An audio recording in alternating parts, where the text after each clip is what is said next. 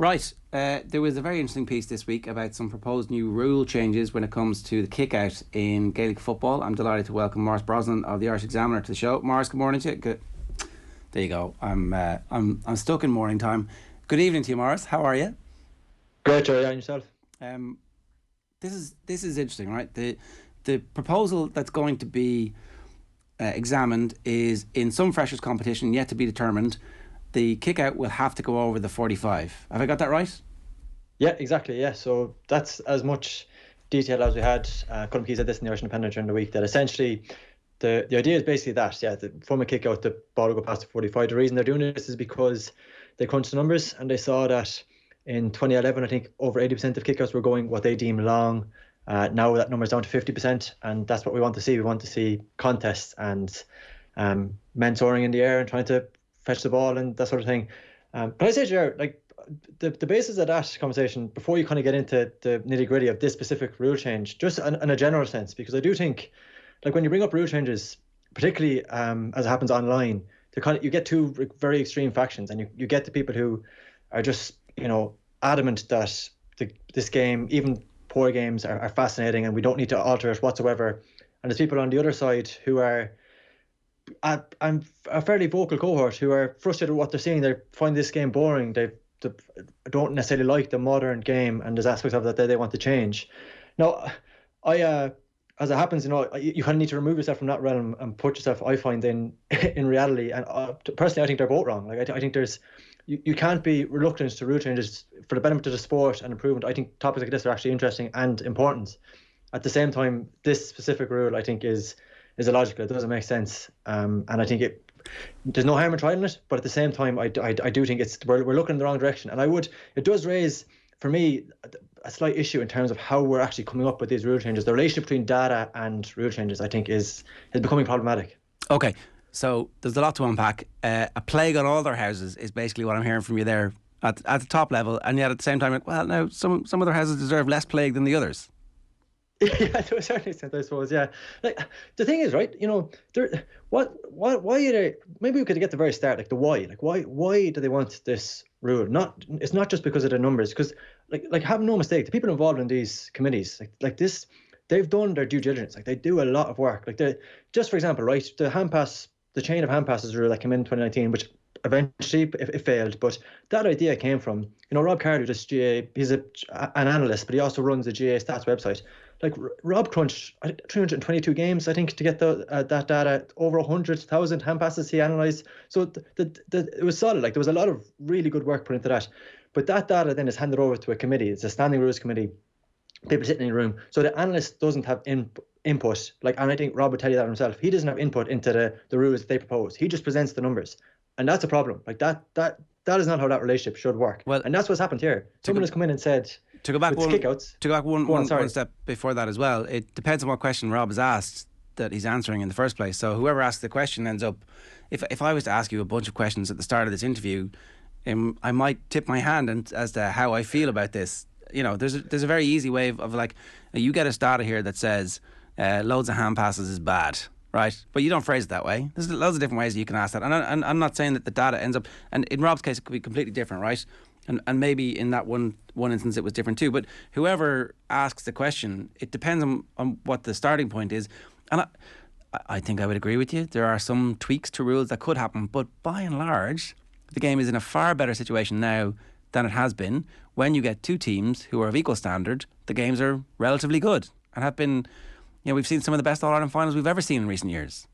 I couldn't agree with you more. And I have to say, just this is a random example, to my mind, one of the plays, not that I'm sitting here ranking all the plays of the season, but one of the plays that stands out for me this year was, I don't know if you remember, at the very end of the Dublin-Kerry semi-final, when Dublin were going chasing that game, and they put on, this was a full court press, like they went after Kerry here, real squeeze, and Brino Begley had 3 like lung busting runs, and he was just trying to get free. Like he was just trying to find a yard of space, like really burst himself, won the ball. He actually worked that ball to Dave, it was Paul Murphy, wasn't it, who gave the kick pass in that David Clifford was fouled, the free Sean O'Shea kicks, an iconic moment. Now the problem, right, is if you a rule like this, that kick pass doesn't happen. They don't press. There's no incentive to press inside the 45 because it's the they know opposite. the ball's going beyond that. Exactly. So you reward teams to drop off. So you genuinely. Let me before, right, and just to take this rule. So the rule is that every time there's a kick out, the goalkeeper's going to have to kick it over the 45, right? And so everybody assumes, that'll be like the 4 midfielders standing under the ball and having a fight. But what'll happen is the first team who comes up against it will withdraw the full 15 behind the 45, right? Exactly, yeah. Like this is why would you do anything else? Yeah, exactly, yeah. And that's the law of unintended consequences. And that's, before we get bogged down in the weeds of that, I think that's the problem with some of these rules. Just on that, the hand pass rule, for example, right? If you use that as an example, like the data they used for that was Dublin-Tyrone, that game in 2018. And the reason Dublin were hand passing the ball that day, like the hand pass you treat the cause, not the symptom. The issue there, right, is that Dublin were met with a ferociously defensive Mickey Harsh Tyrone team and didn't want to cough up possession. They wanted to retain the ball. So instead of trying to tackle the problem, you end up dealing with the symptom, if you know what I mean. And that's what sometimes happens in situations like this. And that's why these conversations, and by picking data like this, I do think you kind of need to come back to, as opposed to looking at a kicker, you need to come back to the why. Like what do we want out of sport in general, right? What we want contests, we want randomness, basically. That's what people struggle to articulate. What is their issue with Gaelic football right now? The issue is control. There's too much control on possession. So, I know you're follow NFL as well. One of the big things we like in NFL is the turnovers. It's like a pick six. That's the big thing we want. In rugby, intercept tries. You want to incentivize teams to take a chance, and there's a equal balance between risk and reward. And if they do take a chance, there's a chance of a turnover, and that's when teams are exposed. So how do we incentivize? So that's what they want. The reason, and I should stress this, like, this rule is going to be trialed. There's no harm in trialing it. I do think it will ultimately be a disaster and it'll be discarded. But I can fully see where they're coming from, because they want contests in the middle of the field. They want to see, they, in an ideal sense, these kickouts would probably be 50-50, I would say. They don't want teams to have retention rates of 90%. What they want is contests, and you go and I go, and that's what we're trying to incentivize. And there are, and I'm happy to talk about them, there are rules rule changes or rule trials that I would be fully in favour of. But just in this, so I can see where they're coming from, and that's why, there's not, Ger, there's no more fragile organism in the GA than football man, and he's probably only surpassed by hurling man. So they hate the idea of any sort of rule change, and they'll discard everything, and that's wrong too. You have to be open-minded about this sort of stuff, and I can fully see what we're trying to get to, but this isn't the way to do it, in my opinion. You can see, though, that if they follow through with this, for example, that the next rule to make sure that this rule works will be forwards can only be in a certain area of the pitch, and they're not allowed to leave that area of the pitch, and so therefore you can't have 15 men behind the ball. We fixed it now. But then, is what happened then is that, I've actually, oftentimes in situations like this, you end up talking to different people about, 90% of journalism, at least I find, is talking to people who are smarter than you and then passing off their ideas as your own. So I was talking to people about this rule earlier today, and someone said to me, that, one thing they could do is they could mandate that you have the forwards and defenders stay in their area and then they kick at the ball. But the way Gaelic football is played right now, that means there's a prolonged stoppage while everybody gets back into play, which is exactly the thing people don't want. They hate the long stoppages. They hate if anything, we should probably speed up the games. Like, one rule change I would love to see, it's a tiny thing, like a really small thing, but is if you're, this is an AFL thing, if you're responsible for a foul, if you foul a player or if you hold up the possession, the responsibility is on you to give the ball back to the opponent. And if you don't, there's a 50-metre penalty. So what that does immediately, like, if I foul you and I retain possession, I can't be throwing it away, I can't be putting it on the ground. The responsibility is on me to give the ball back. And that speeds up the game immediately. Immediately speeds up the game, and you will that's incentivize teams to try and play with pace, get forward quickly. That's the type of stuff, and that's a tiny thing. You don't, instead of I think this, what's that syndrome again? It's the boiling frog, where you don't put them in at boiling water, you turn up to cold water and turn up degree by degree. I think it's small changes that would make a lot more benefit to Gaelic football than trying to swing for the rafters and fix all the ills in one rule change, because that's not going to happen. This stuff has to be gradual. It has to be in partnership with coaches and players. I would say, you look at, again, I don't want to be too critical of the way this rule came about, but just as an example, Camogie made a raft of rule changes which have been very positive in the game. The way, if you compare their process versus the Gaelic football process, I think it's pretty interesting. That was the Women's Players Association actually drove that. So that was players coming together. They initially formed a committee. They threw out a survey to all players and managers. I think they got over 1,500 responses. That then led to a subcommittee. They were trialed, and then it was brought to Congress. So players and managers were heavily involved in getting that to Congress. And as a result, you kind of know what players want the game. And, players are like the same as us. Like, they want to see an open and attractive game as well. So I think there's a lot to be learned from that as well. But as I say, I think the heart is in the right place with this sort of stuff. I just maybe think the last couple of suggestions have gone about the wrong way. I really think we should be trying out rule changes all the time to try and make it better. They do in most other sports, but when the impetus behind it is coming from we want more entertainment, and I actually don't find like a ball being lumped forward all the time really entertaining. Like there's a bit too much randomness sometimes, where a bad team can beat a good team who is badly coached because they lorry ball forward and 3 marks and they're back in the game, and you're like, well, is this really how it's supposed to be? Yeah, so I sometimes actually find that when you look at people get nostalgic and they look back on old games and they decide that this is the version of the game that they actually liked, and then you sit down and you watch it, and you're surprised how frustrated you get relatively quickly when watching a man in an ocean of space and he's bypassed because someone decides to lorry a ball 60 yards up above him. Like, at times that actually kind of detracts from the quality of the game, which is another big element that you want to see as well. So, I should stress as well, personally, I think the game's in a much better place now than maybe, and that's another problem with these rule changes. They're often reactive. Like this, I can see why this might have been a conversation 5 years ago, this particular rule change. I don't necessarily see it as being as big an issue now. I actually think if you talk to coaches and analysts, they're starting to realise that retention rates are nonsense.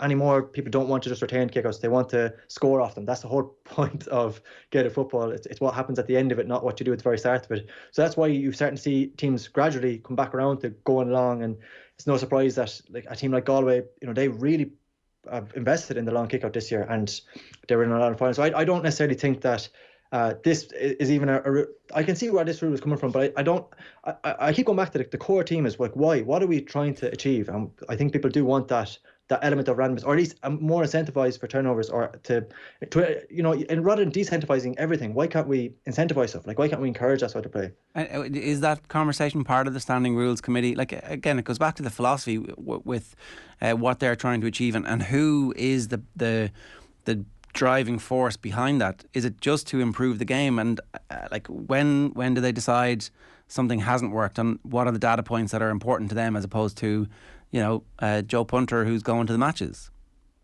And even on that, Ger, like, the trends are like, sometimes trends are just trends and things move and evolve, and that's just part of the game, and you don't necessarily need to react to them all the time. Can I just give you a random example, right? In 2019, the Dublin Kerry played in the final. I don't know if you remember, there was after that game there was a load of talk because finally a Dublin player had tried a shot outside the 45, and they had this trend of working into a scoring zone, and it was Jeremy Connolly, and he actually kicked it wide. But for the go to five in a row, Dublin were very, very clearly working the ball into a certain zone. This is where there was a high percentage. You work into D, you shoot from there. That's where your conversion is at its best. And in response to that, teams started to pack that zone. And it just strikes me as kind of interesting. So at the time, and we love to see players striking from deep and trying to have a goal from range. And now you fast forward to this year, and I was at 2 weeks ago. I was at the GA analysts have a seminar in IT Carlow, and I described it in the Examiner as it's kind of like Pat Spillane nightmare. Like, it can be nerdy stuff and it can be very kind of in the weeds, but a lot of it there's huge value in it, and I found it very interesting. At the very start of that conference, JC O'Shea would be very well known in Kerry. He's Kerry's analyst this year. He's also analyst for a load of clubs. He put up a graphic on the screen, and it was a shot map.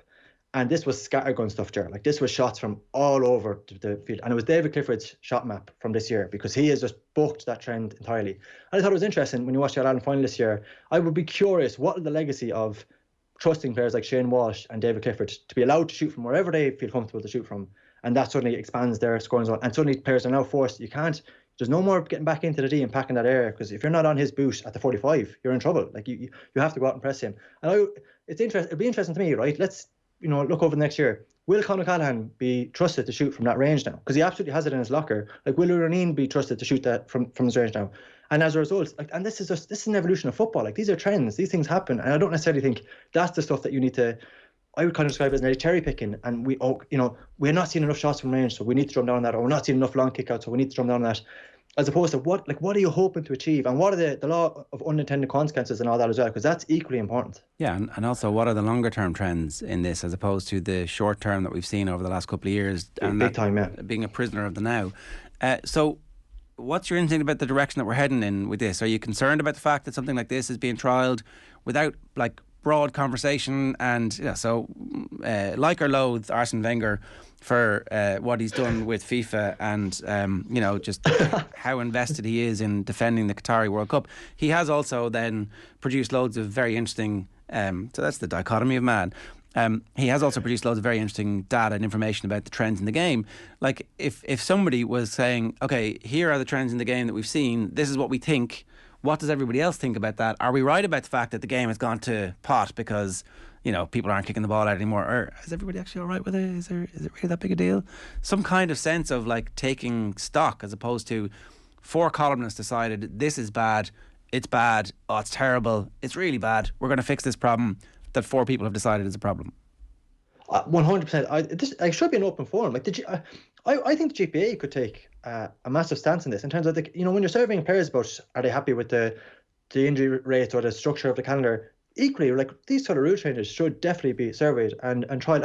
And like would players be open, for example, Ger, would they be open to allowing a straight pickup off the ground the same way it's in ladies football? Like if players are open to that, would that naturally lead to a speeding up the game? Like stuff like that, just an open forum with this sort of stuff. I do think part of the problem and part of the reason you get such a vehement kind of backlash when any of some sides propose this is because people, they tend to feel blindsided. Like they tend to feel like, where did this come from? Or as opposed to maybe, like this, identifying a prevailing trend, having an open conversation about it, a survey the exact same way Camogie did, and then suddenly you develop a bit more consensus, but you also kind of, you win people over as you go. You know what I mean? You're not just dropping it in on people. Yeah, it's true. And I can see why maybe there isn't one single individual who puts themselves above the parapet to be shot down, because they will be shot down and accused of ruining and bastardising the game, and I can't believe that they thought that this would be a good idea, and then it was just a trial. It's like, oh no, you brought it to the table in the first place, you're evil. So there is a lot of emotion involved in this, and maybe, but there's definitely a way around that, right?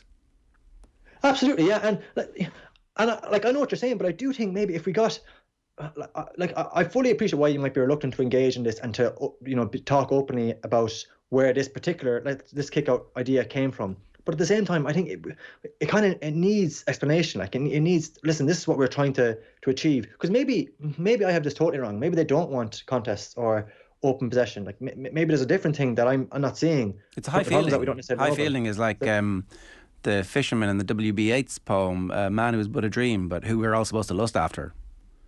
But I think with any of these rules, you kind of need to, like, what is, as we mentioned earlier, like there's the law of unintended consequences. So immediately, like this will not, I promise you, this will not lead to fielding, because players will flood that area. And one thing we haven't mentioned yet, within this, in the same article, there was mentioned that they also want to look at the idea that free kicks marked or sidelines would have to be kicked forward. So I just threw out a random idea on Twitter during the week that, what happens if the player kicks the ball along to midfield and the opposition win it? Your immediate thing to do, let's say you've dropped everyone back and you still lose the ball, is foul and drop everyone back again, because they have to kick the ball forward. They're forced to kick the ball forward. So I threw that out on Twitter. Somebody has sent me a DM afterwards and said, just carry that logic on. Like, let's say that you drop everyone back and they manage to get a quick kick off and they go forward, foul again, and keep dropping players back. So at least suddenly you've got every player behind. You've got 15 players behind the 45, and the problem is there's no incentive for you to push up, because they have to kick the ball forward to you. So I just think, with all this kind of stuff, you nearly have to, like, and I think this reflects poorly on the GA as a whole, but you really have to think about, like, how will coaches, to convert this into the worst possible way? What's the worst possible way? Because the reality is that's most likely what we're going to see. How will this look in a Division 3 Ulster League match? Yeah, exactly. And part of that conversation, Ger, is that, and I'd be kind of adamant about this, like there's a lot of coaches who are totally adamant and they're against this, and they don't feel like they were, and I do feel like they should be consulted on this, but they're totally opposed to any sort of rule changes. And look, I think I can understand where they're coming from, and I do think other people have their say as well. But at the same time, right, if that's your view, there should be absolutely, you do not have a leg to stand on if someone comes out and is strongly critical of you for using a short kick out and losing, running up a total of 9 points and losing by 5. Like, you have no defence whatsoever. And this defence about that is it kind of, it grates me slightly that, like, coaches, like, a lot of the issues in Gaelic football is down to bad coaching. Like, it's bad coach if you're not. I do see some merit in saying, right, we've been messing around with this for long enough. let's just leave it as it is for 5 years and see what happens. Because as you pointed out, stuff goes in cycles. A great team comes along, totally understands, has forwards who can kick from all over the place, and away we go. There are other teams who actually could only kick from the scoring zone, and so therefore they didn't do that. But the defence and the coach opposing them needs to know and have prepared the team for both potential outcomes, depending on who the opponent is. And like, it'd be nice just to see, all right, these are the rules. Off you go, coaches. Go and be your creative best. Because there are some, to your point, there are some really bad coaches. There are some carpetbaggers, as they're referred to. And then there are also some absolute coaching geniuses who are helping mediocre players become truly great players, and some truly great players become incredible. And so it's just making sure that the ones who are doing the right stuff are heroed and copied, as opposed to the ones who are just bringing the mediocrity and the negativity. And that's why I think it's really good and it's really valuable to look at trials in freshers football, because like the stakes are probably lower and you would see incentivized as well. But I also, like, just to go back to my earlier point, I think there are minor tweaks that you can make relatively gradually that would have a massive consequence on Gaelic football and the things we want to see. Like, if I give you one more example, Kerry this year, right? Kerry conceded 1 goal in the championship this year, famously against Dublin. That was the only goal they conceded. Where did that goal come from? It came from a high turnover. David Moore kicked the ball away. They went up to their end and scored a goal. Now you look at the All-Ireland final, right? You look at this turnovers Kerry had. I don't have the numbers offhand, but I think it was 11. 2 of those were dropped into Conor Gleeson's hand. David Moore kicked the ball out of the sideline. But there was 5 which were the exact turnovers you do not want. You're attacking, suddenly you turn over the ball and you're open. You know, there's open hands, players out of position. You're vulnerable. In that situation, you're vulnerable. And what the Kerry do for all 5 of those, every single 5, and you can go back and watch this, they've immediately fouled. They fouled high up the field, and that's just stop momentum. Now, personally, I think, like, you know, 2 of those fouls were Brino Beglic. I would personally be in favour of. He should be black-carded for that. Like, they're professional fouls. They are professional fouls, and teams have learned with the black card. Right, you know, fouling is still part of our game. We just need to foul smarter. We need to, you know, we're not going to drag a guy down inside our 45. We're going to do it high up the field. And just go back to that Dublin game. What went wrong for Kerry there? What went wrong was that you had a brilliant referee, because they tried to foul twice, and twice the referee played advantage. So that, if you go back and watch that passage, David Moore tries, like they do everything they can to get that high foul, but the referee plays advantage and ends up in a goal at the other end. And that's small, you know, small. I'm not like, this is not. I don't think we need to swing for the rafters with every rule change, and we're going to sort out all the ills and things we see. I think it's kind of minor stuff that will have massive consequences. And because personally, I believe the game is in a good place, and the whole point is that you just want to lead it to a slightly better place. I think that the main problem is always the fact that we don't see games between equally matched sides until the very end of the championship, and by which stage we watch a lot of crap games, and everyone's like, the game isn't really in a good place, is it? And then it's like, actually, when everybody gets to Croke Park, it's really only the good teams who are left. Like, wow, this is amazing. Why don't we have more of this? It's like, because the rules are broken. It's like, well, maybe your championship structures are broken, but we can't talk about that anymore, Maurice. I've sworn to never talk about championship structures again. And I don't want to I promise I'm not going to drag you down that rabbit hole, Ger, but I think that is as much part of this conversation as any rule changes. Like, there's you know, the element of what we're trying to present people with, that is as equally as important, like this, in terms of a spectacle, in terms of your TV, like, you know, just as a TV experience as well. I think that is equally as important as part of this, as how you're presenting the game to people. Because there's, you know, like, for example, right, it'd be interesting to go back and look at the fly goalkeeper evolution, when that actually started and when TV copped onto it. Like, these things were happening off screen. There were things happening, and we were locked in this outdated format of, you know, showing replays instead of showing kickouts, and we were missing half the play. And the problem with that was that we were actually missing, like, genuine evolution, creativity within the game. So we weren't, to my mind, we weren't doing GA justice. And that, I think that's part of this conversation, because the whole point is, you know, trying to get people to enjoy the game, and you want to keep an audience engaged, and that's equally as important. Like, a couple of years ago, I interviewed Hegarty, the Limerick goalkeeper from the Offaly game, and look, this is an old story, but he, like, famously, the ball was poked out by Quaid. Hegarty catches the ball in the field, and he drops it. Offaly go up the other end and scored a goal, win All-Ireland. Now, for ages after that, Quaid was, like, got lambasted because people thought he poked the ball straight to Offaly. They didn't realise what had happened because it wasn't on TV. Score. Yeah, they're showing a replay. Yeah, they're showing a replay score. Now think about that. Like, that's before I was born. Like, that's within my lifetime, and we're still doing it. We're still doing the same thing. TG Garrard, like, in fairness. In fairness, yeah, yeah, you're right. Yeah, you know. So, but small, like, you know, I just think that all this, it's all part of the same conversation in terms of the creativity we could get with packaging, with rules, trying to do the game justice and put it in the best place possible. And I don't think it needs to be anything drastic. We're definitely going to get it now that there's only one broadcaster as well. They're definitely going to be forced into being creative. That's definitely going to happen. Yeah, it's a I'm really looking forward to that evolution. Oh, wait. On that cheery note, Maurice, so the main rule changes you want, we should trial or ask if the pickup is an option, and also move the ball forward and have a fairly scoreable free if you don't give the ball back straight away. That's actually the main starting point for all of the brawls that there's ever been in the Gaelic football. It's like somebody wins a free and the other one holds on to it, and all of a sudden it's like they're thumping heads and neck rolling. It's like, that escalated quickly. And like it's such a basic thing. It wouldn't overload referees. It wouldn't. But I just think it would have a huge impact on the game. And there's broader stuff that I'm sure we'll talk about again, Ger. Like personally, I think if we had a clearly defined tackle, or even if you escalated the definitions of the tackle, like made it a more robust tackle, it would make a press easier. Like let's say, for example, if you to go to an extreme example, this is not what I'm proposing, but let's just say, for example, you allowed a team to a full wrap tackle like we see in AFL.